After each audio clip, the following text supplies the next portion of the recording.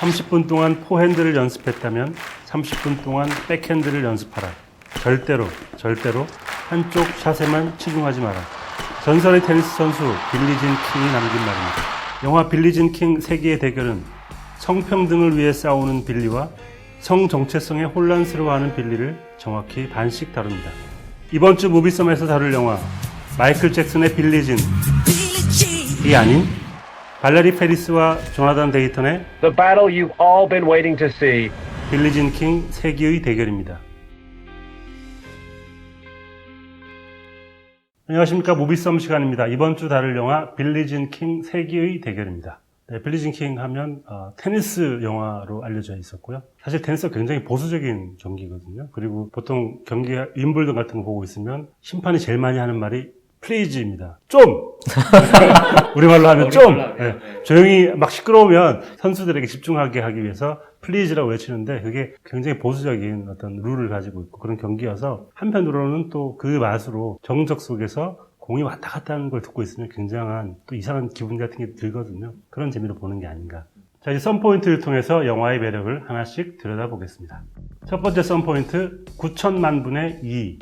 이 두 사람의 전설적인 세기의 성대결을 9천만 명이 TV로 시청을 했거든요. 9천만 명이 바라보는 두 사람의 경기라는 뜻에서 9천만 분의 2로 잡았습니다. 세기의 대결이라고 하는데 사실은 이게 성대결을 조망하고 있지만 성별의 우위를 묻는 건 아니잖아요, 영화가. 빌리진 킹과 바비릭스의 9천만 명이 시청한 대결이 왜 중요하냐라고 하면 사실 13년에 되게 많은 일이 있었더라고요. 미국 성평등 역사상에 분기가 되는 사건들이 꽤 많았는데 뭐 예를 들면 페미니스트 잡지 미즈라는 잡지가 처음으로 창간되기도 했고, 그리고 남학생 여학생의 똑같은 교육을 해라라는 뭐 수정 법령, 교육에 대한 수정 법령이 발표되기도 했고, 또 연방 대법원에서 낙태에 대한 여성 낙태권 인정하는 그 판결이 나오기도 했어요. 굉장히 중요한 사건들이 많이 일어난 해에 이 대결이 성사가 된 거죠. 근데 특히 이 대결이 중요한 이유가 뭐냐면 이런 분기가 된 사건들이 많긴 했지만 일상 레벨에서는 여전히 제 많은 차별들을 받고 있는 상태였기 때문에 9천만 명이 봤다는 달 착륙 이후에 가장 높은 시청률이라고 하는, 그렇죠.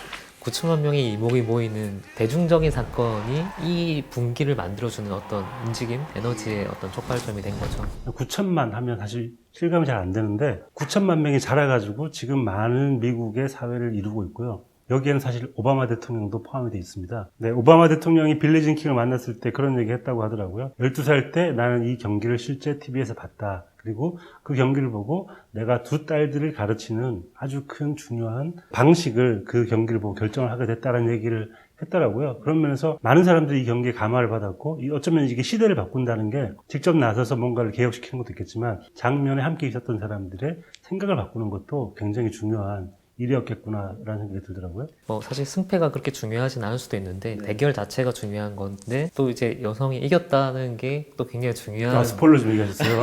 이거 이긴 거 모르는 역사가 다 스포일러예요. 실화를 다룬 영화일 때 저는 이래서 모르고 봤거든요. 그래서 네. 이길까 질까 생각을 했었는데 저도 드라마가 사실 될 건데 사실 이 앞에 있는 마가렛과의 대결도 영화화 시키면 영화화 시킬 거예요. 근데 빌리진 킹이라는 이 사람의 캐릭터가 너무 재밌는, 영화로 만들기에 좋은 이중적인 고민이 있는 캐릭터라서 이게 감독들에게 끌렸다고 하고, 그게 또 이 조나단 데이턴과 발레리 페리스 감독이 처음에 이 영화 기획할 때 왜 빌리진 킹을 했냐라고 했을 때 이 기획 당시에 이제 막 미국 대선이 시작될 때였거든요. 그래서 그때는 당연히 최초의 여성 대통령이 나올 거라는 그런 가정하에 그 시작이 언제부터 움직임이 있었냐는 거에 대한 얼만큼 우리 사회에 됐냐는 걸 보여주려고 이걸 기획을 했다고 하는데 뭐 결과적으로는 다른 지금 우리가 역사를 보고 있는 상황이라 좀 아이러니하게 됐지만 어쨌든 여성이 변화하는 거에 대한 큰 분기가 되는 사건 중에 가장 대중적인 사건 중에 하나가 이 빌리진 킹과 바비릭스의 성대결이라고 할 수 있죠. 두 번째 썬포인트 8분의 1 그리고 0.58.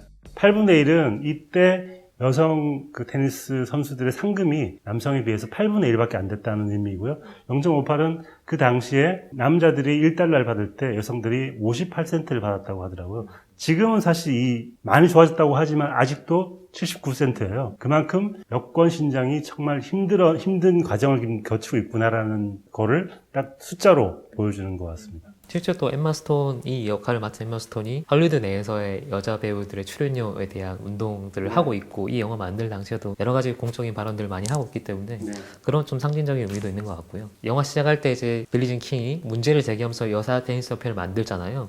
그 전에 있던 그 사우스 웨스트 협회, 그러니까 잭 크레이머와의 문답이 이때 당시 상황을 정확하게 보여주는 거죠. Oh, come on, be reasonable. I mean, there's no way that we could afford that. 잭 크레이머가 남자가 훨씬 더 빠르고 정신력으로 뛰어나다. They're faster. Fact. And they're stronger. Fact. And they're more competitive. Just a fact. 역동적이다 경기가. 뭔가 정신론을 얘기하고 있으면 빌리진 킹 굉장히 현실적인 얘기를 하는 거예요. You're offering the men's winner exactly 8 times what you're offering the women's winner. Do we bring in an eighth of the crowd? I don't know percentages, but Well, they sold the exact same amount of tickets to the women's final today as the men's. 상식적인 사업가의 마인드인 거잖아요.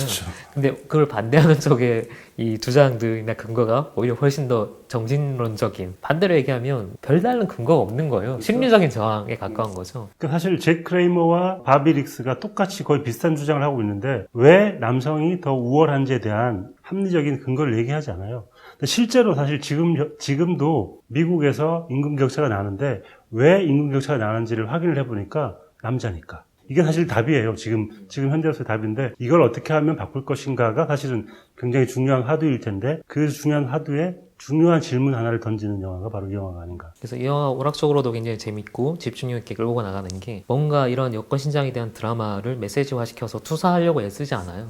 그냥 그 인물들을 보여주는 거거든요. 사실 대결 자체가 되게 의미 있는 거고 각자의 인물들은 각자의 계기와 사정이 있는 건데 그거를 균형감 있게 보여줘요. 물론 어느 정도는 빌리진 킹이라는 인물의 방점이 찍혀있긴 하지만 바릭스에 대한 캐릭터도 꽤 잘 보여주고 캐릭터 굉장히 재밌거든요. 그런 균형 감각이 어떤 의미에서는 여권 신장을 얘기하는 영화로서는 적절한 화법이라고도 할 수 있죠. 아까 말씀드린 것처럼 포핸드와 백핸드 여권 신장에 대한 어떤 부분과 빌리진이 사랑을 느끼는 어떤 자신의 성 정체성을 느끼는 부분이 두 개가 사실 계속 번갈아가면서 반복이 되는데 두 개의 화면이 전 굉장히 다른 것 같더라고요. 빌리진 킹이 사랑을 느끼는 여성과의 장면에서는 그 클로즈업을 많이 쓰고 빌리진 킹의 활발한 모습을 보여줄 때는 굉장히 먼 거리에서 샷을 많이 잡더라고요. 그 두 개의 샷이 어쩌면 이 빌리진 킹을 보여주는 두 가지 방법이 아니었나 하는 생각이 들더라고요. 이게 개인적인 싸움과 정치적인 싸움 두 가지를 동시에 해야 되는 캐릭터인 거잖아요. 두 개를 확실히 분리하고 있고요. 말씀하신 것처럼 이 미용사 마릴린이라는 사람과의 교감, 사실 빌리진 킹은 동성애자가 아니었는데 당시만 해도 이때부터 성 정체성의 혼란을 느끼고 눈을 뜨는 단계인 거죠. 사랑에 빠진 순간을 그리는 방식이 굉장히 재밌다고 느꼈어요. 사실 동성애 영화들, 동성애를 소재로 하는 영화들을 보면 동성을 대상화할 때가 있거든요. 뭔가 다르고 특별할 것 같다라고 해서 개개인이 특별한 거지 그냥 그 동성애라는 그 상황이 특별한 게 아니거든요. 이 영화에서도 두 사람이 이제 교감 나누는 방식을 그릴 때 그 미용사니까 머리를 잘라주잖아요. 그때 연출이 말씀하신 클로즈업과 그 머리카락 자른 소리와 순소리 되게 졸리잖아요. 그렇죠. 편지. 머리 자르면 되게 졸린데 거기에서 빌리진 킹이 잠을 자지 않는 것만으로도 굉장히 교감을 나누고 있다는 걸 느낄 수 있습니다. 그게 굉장히 섹시한 장면이잖아요. 이런 동성애를 소재로 한 영화들을 보면 사랑에 빠지는 순간을 잘 그려야지 설득이 돼요. 왜냐하면 인간이 인간에게 느끼는 감정이다라는 걸 전달해야 되기 때문에 그 사랑에 빠지는 순간을 그린 영화 중에 가장 제가 기억하는 최근에 나온 인상 깊은 영화는 캐롤 같은 영화인데 뭔가 포장하지 않죠. 그냥 배우의 눈빛으로 그걸 전달하잖아요. 백화점에서 두 사람이 만나고 처음으로 대화를 나누고 장갑을 두고 가고 장갑을 찾아주는 그 장면에서 보고 있는 사람이 정말 설레고 두 사람이 얼마나 서로에게 끌리고 있는지를 말을 하지 않지만 표정으로 화면으로 보여주고 있는 것 같아요. 또 한편으로는 아가씨에서 이 이빨을 갈아주는 이죠, 이. 이빨은 동물의 이고요. 인간의 치아. 인간의 시야를 갈아주는 아가씨의 이를 이렇게 갈아주는 그런 장면과 약간 매칭이 되기도 하죠. 네. 세 번째 썬포인트 54대 28. 예, 이 영화를 찍을 때 스티브 카렐과 엠마 스톤의 나이입니다. 그 바비 릭스와 빌리진 킹이 경기를 했을 때의 나이 차와 실제 배우들의 나이 차가 똑같았다고 하더라고요. 이게 특이한 홍보하기 좋은 영화사들로서 너무 좋은 거리죠. 그런 면에서 이 두 배우가 맞붙었다는 것만으로도 이 영화를 기대하는 분들이 굉장히 많을 것 같습니다. 사실 이런 실존 인물을 바탕으로 한 영화들 같은 경우는 필연적으로 배우의 연기 네. 여기에 기댈 수밖에 없고 또 얼만큼 외모의 싱크가 맞나 이런 거에 대해서 사람들이 관심을 가질 수밖에 없죠. 그래서 실제로 엠마 스톤이 상당히 이제 살을 불렸다고 하고 외모적인 싱크를 되게 맞추고는 있지만 또 엠마 스톤만의 어떤 매력을 감추지는 못해요. 그러니까 무슨 역할을 해도 약간 사랑스러워 보이는 그런 부분을 확실히 보여주고 있는 것 같고 스티브 카렐 같은 경우는 최고죠, 최고. 정말 스티브 카렐은 현존하는 할리우드 배우 중에 제일 연기를 잘하는 사람인 것 같아요. 폭스캐쳐에서 실존 인물을 연기할 때도 그 디테일 막 약간 구부정하면서 소심하고 의기소침한 표정 같은 게 너무 디테일했는데 이번 연기에서도 대단했습니다. 사실 영화상 분량은 바비릭스를 보여줄 수 있는 분량이 상당히 적은데 그럼에도 불구하고 존재감을 드러내는 거는 거의 스티브 카렐이 영향하는 거고 사실 연기하는 쇼맨이잖아요. 쾌활한 장면들을 하는데 뭔가 약간 우울해 보여요. 물론 보는 사람의 어떤 해석이 들어가서 실제로 우울하죠. 그럴 수 있지만 뭔가 연기를 하고 있다. 저 사람이 어디에서 비즈니스적인 연기를 하고 있다는 느낌을 주거든요. 근데 그 느낌을 주는 이유 중에 하나는 이 사람의 사적인 공간에서 드러나는 모습들은 다 사실 굉장히 우울하거나 침잠해 있거나 뭔가 눌려있는 모습들을 보여주기 때문에 그 연기까지 포함해서 연기를 하고 있는 뭔가를 연기한다. 이게 사실 진짜 어려운 건데 네. 프리실라 부인과 둘이 얘기할 때는 너무 소극적이고 가라앉아 있는 상태잖아요. 왜냐하면 장인의 도움으로 자기가 지금 일을 하고 있기 때문에 억눌려 있을 수밖에 없죠. 그런 장면을 보여주고 난 다음에 쾌활한 장면을 보여주면 그 사람이 왜 저런 행동을 하는지를 알 수 있으니까 두 가지 측면을 다 한꺼번에 보여준다는 측면에서 굉장한 연기가 아닌가 하는 생각이 듭니다. 다음은 송병원신 시간입니다. 어떤 장면을 골라오셨습니까? 빌리지 킹 하나, 바비릭스 하나 하면 안 돼요? 한 개만. 두 개를. 한 개만. 아, 그러면. 이름을 바꾸시든지. 아. 자, 다음은 송경투 씨 이름이 바뀌었습니다. 바비릭스가 되게 좋았던 장면은 저는 오프닝 장면이었고, 오프닝에서 이 캐릭터가 진짜 어떤 심리 상태인지 딱 보여주고 들어가요. 사무실에서 TV를 보고 있다가 댄스 라켓 들고 있다가 종이 던지고 이러는 치고 하는 거죠. 근데 그걸 잡을 때 다 멀리 떨어져 있어요. 마치 저 사람이 저 TV에 있는 실루엣 같이 보일 때도 있어요. 근데 그 장면이 왜 좋았냐면 사실 뭔가를 자세히 보여줄 때는 때로는 이렇게 약간 멀리 떨어져야 할 때가 있거든요. 그게 정확하게 바비릭스라는 사람의 심리적인 상태, 뭐 외로움이나 공허 아니면 지금 뭔가 하고 싶은 갈망 이런 거 보여주는 그림자 실루엣인 것 같아서 오프닝에서 그 톤을 잡고 간다는 게 굉장히 영리한 사실은 빌리지 킹이 주인공인 영화임에도 불구하고 드라마적으로는 바비릭스의 첫 발을 디디고 있다. 이게 굉장히 재밌는 포인트였고 또 빌리지 킹 같은 경우는 결과적으로는 빌리지 킹이 이기는 거잖아요. 근데 사적으로는 빌리지 킹이 이기는 건가? 라는 생각이 좀 들긴 했어요. 왜냐하면 빌리지 킹은 결국 그걸 승리함으로써 당장의 성 정체성에 대한 어떤 고백이나 이런 걸 못하는 상황이거든요. 시대를 바꿨지만 개인적으로는 이제 참아야 되는 상황에 빠진 거고 그걸 딱 보여주는 장면이 뭐냐면 빌리지 킹이 사람들이 다 축하하고 환호하는 거를 밖에서 바라보는 장면이 있어요. 마치 TV를 보고 있는 관객 같은 시점이거든요. 그때 테드 틴닝 디자이너가 와서 한마디 해주죠. 뭐라고 하나요? 이따 이게 2부에서 얘기하려고. 어쨌든 그 장면이 사회적인 목표는 이렇지만 정치적인 목표는 이렇지만 개인적인 목표는 잠시 유보할 수밖에 없는 이 빌리진 킹의 심리적인 상태를 딱 보여주는 이 영화는 바비릭스에서 시작해서 빌리진 킹으로 끝나는 영화인 것 같아서 그 두 장면이 굉장히 인상적이었습니다. 뭐 봐드리겠습니다. 다음부터는 꼭 하나만 해보세요. 아, 너무 어려운데요.